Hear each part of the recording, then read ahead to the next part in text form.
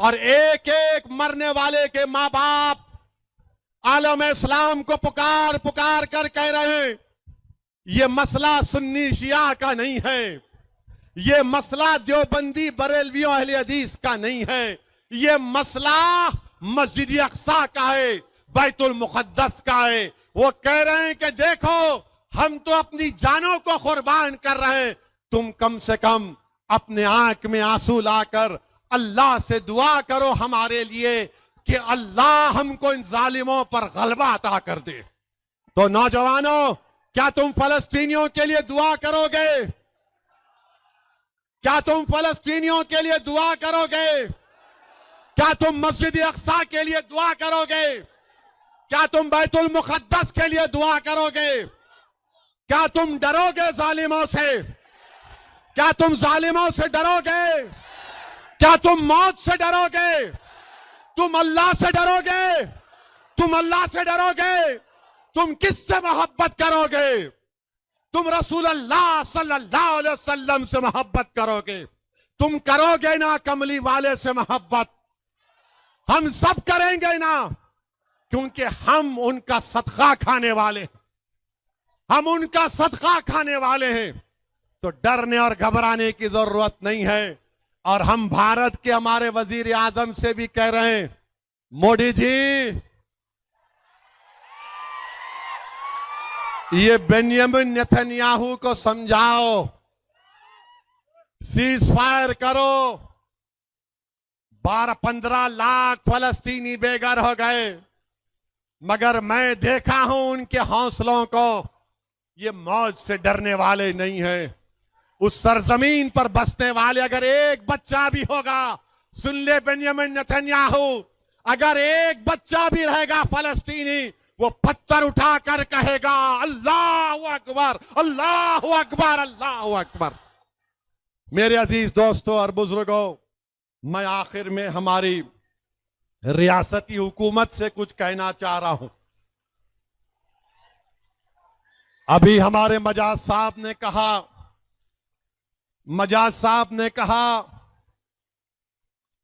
कि यहां पर नए जो कांग्रेस के सदर मुंतखब हुए हैं, मैं उनको भी मुबारकबाद देता हूं। क्या गौड़ साहब नाम?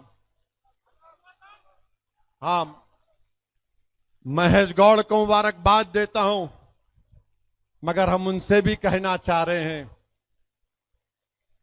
भारत में जो गरीब मुसलमान और दलित हैं, वो जो घर अपना बनाते हैं ना गौड़ साहब, गवर्नमेंट उनको जमीन नहीं देती, गवर्नमेंट उनको जमीन नहीं देती। आप ताजमहल बनाना चाहते बनाओ, मगर एक बात याद रखो, ताजमहल बनाते वक्त हम गरीबों के घर को तकलीफ मत दो, हम गरीबों के घरों को तकलीफ मत दो आप। हम बड़े खून और पसीने से, अपने आंसुओं से हमारे घर की एक एक ईंट को बनाए हैं। हुकूमत का तो काम यह होना चाहिए कि कोर्ट को लोग जाने से पहले वो अच्छा फैसला करे। और कांग्रेस की हुकूमत तो 5 गारंटी दी थी ना, आप गारंटियों पर आपको वोट मिला, आप गरीबों की मदद करने के लिए आए हैं। मैं कांग्रेस की हुकूमत को याद दिलाना चाहता हूं, 2013 का लैंड एक्विजिशन का कानून यूपीए की सरकार मनमोहन सिंह ने बनाया था। आप उसको सामने रखो, आप उसको सामने रखकर फैसला करो। और जो लोग एफटीएल की बात कर रहे हैं, तो जो नया सेक्रेटेरिएट हैदराबाद में बनाया गया, वो भी हुसैन सागर के कट्टे में बनाया गया है, जहां पर भारत के बड़े बड़े सियासतदानों की समाधियां हैं, वो भी कट्टे एफटीएल में हैं। बापू घाट लंगर हाउस में है, वो भी एफटीएल में है। तो हम हुकूमत से एक ही बात कर रहे हैं, जब सेक्रेटेरिएट एफटीएल में बनकर बरकरार रह सकता है, जब भारत के बड़े बड़े सियासतदानों की समाधियां टैंक बंड के एफटीएल में हैं, हमको एतराज नहीं है। जब सेक्रेटेरिएट रह सकता है तो गरीब का घर क्यों नहीं रह सकता, मुझे बताओ आप। उस सेक्रेटेरिएट में केसीआर भी बैठे, अब रेवंत रेड्डी भी बैठ रहे हैं। जब आप दोनों बैठ सकते हैं तो हमारी अम्मा अपने घर में नहीं बैठ सकती क्या?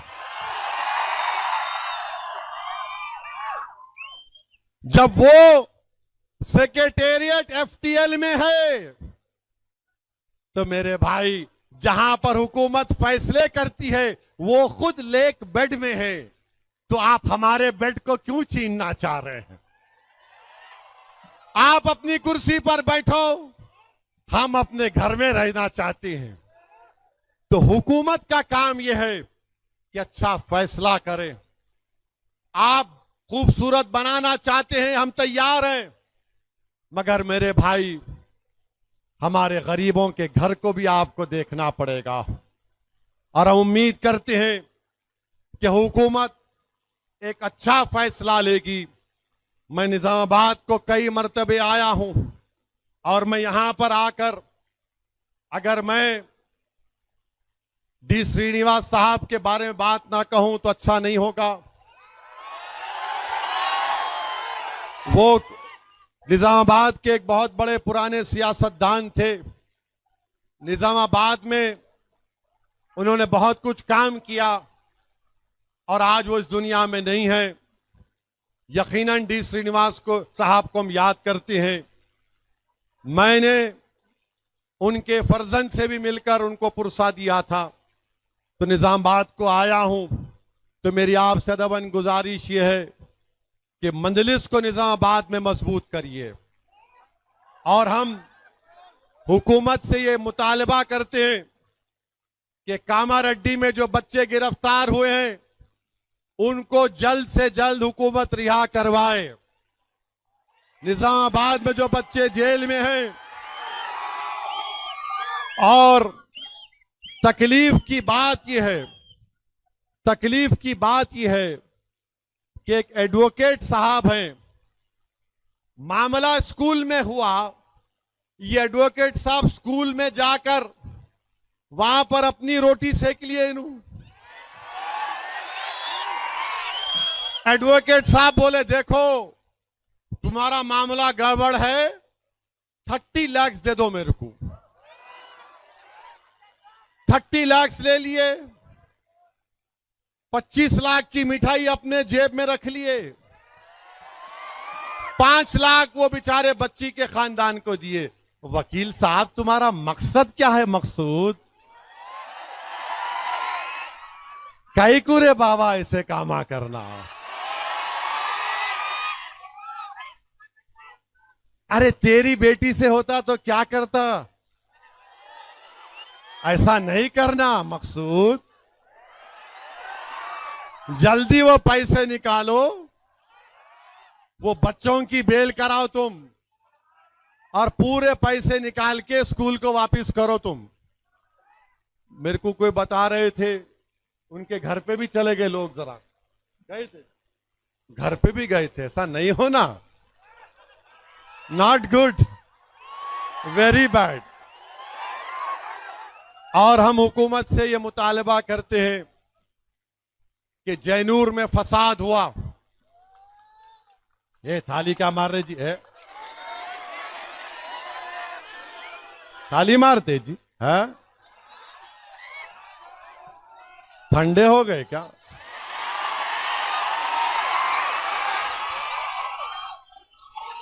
जैनूर में सुनो सुनो, अरे अरे खत्म कर, ठहरो। जैनूर में जो फसाद हुआ, जैनूर में जो फसाद हुआ वो एक मंसूबाबंद तरीके से हुआ। हम चीफ मिनिस्टर से मिले और उनसे कहा कि पुराना आदिलाबाद पुराना निजामाबाद, पुराना रंगारेड्डी डिस्ट्रिक्ट, पुराना महबूब नगर, इन 4-5 पुराने जिलों में जहां पर कम्युनल वायलेंस की हिस्ट्री है, वहां पर बेहतरीन पुलिस ऑफिसर का तकर्रुर करो आप। Constable, SI, CI, DSP, SP, ASP से लेकर बेहतरीन लोगों को रखो आप। बीजेपी यही चाहती है गड़बड़ होना, तो बीजेपी आरएसएस के एजेंडे में नाकाम करना है तो अच्छे और स्ट्रिक्ट पुलिस ऑफिसर्स का तकर्रुर करना जरूरी है। हम उम्मीद करते हैं कि गवर्नमेंट मजलिस की इस तजवीज को कबूल करेगी और जैनूर में हिंदू, मुसलमान और आदिवासियों का जो नुकसान हुआ है, कलेक्टर रिपोर्ट बनाकर भेजा है, 16 करोड़ का नुकसान हुआ, तो हम तेलंगाना की हुकूमत से मुतालबा करते हैं कि हर जिस किसी मजहब का नुकसान हुआ, गवर्नमेंट उनको कंपनसेशन दे और उनको देकर उन गरीबों की मदद करे। और हम चाहते हैं कि जैनूर में आदिवासियों और मुसलमानों में एक पुरअमन फिजा पैदा हो, वहां पर डर और खौफ का माहौल ना हो। और हम ये चाहते हैं कि जो लोग, जो ताकतें वहां पर जहर फैला रही हैं, हम हुकूमत से इस बात का मुतालबा करते हैं कि जहर फैलाने वालों का इलाज करो, इनको बताओ कि जहर नहीं फैला सकते। बहरहाल मेरे अजीज दोस्तों और बुजुर्गों, मेरी आप तमाम से गुजारिश है कि निजामाबाद में मजलिस को मजबूत करिए, फलस्तीनियों के लिए दुआ करिए। महाराष्ट्र में मजलिस इत्तेहादुल मुस्लिमीन की कामयाबी के लिए दुआ करिए कि महाराष्ट्र में मजलिस इत्तेहादुल मुस्लिमीन के बड़ी तादाद में एमएलए जीत कर आए और इंशाअल्लाह जिस तरह मोदी हरियाणा और कश्मीर में बाय बाय हो रहे हैं, महाराष्ट्र में भी गुड बाय हो जाएंगे। मजलिस के एमएलए जीतेंगे इम्तियाज की क़ियादत में। और उसके बाद अगर कोई चिरकुट कुछ बोलेगा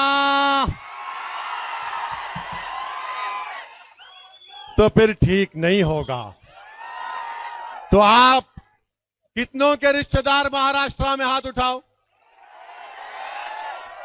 वो बहुत बड़ी तादाद है तुम लोगों की। जरा एक फोन मिला के बोल देना महाराष्ट्र में आसमानों पे क्या फिरेंगी, महाराष्ट्र के आसमानों में क्या दिखेगा। जरा फोन करके बोल देना।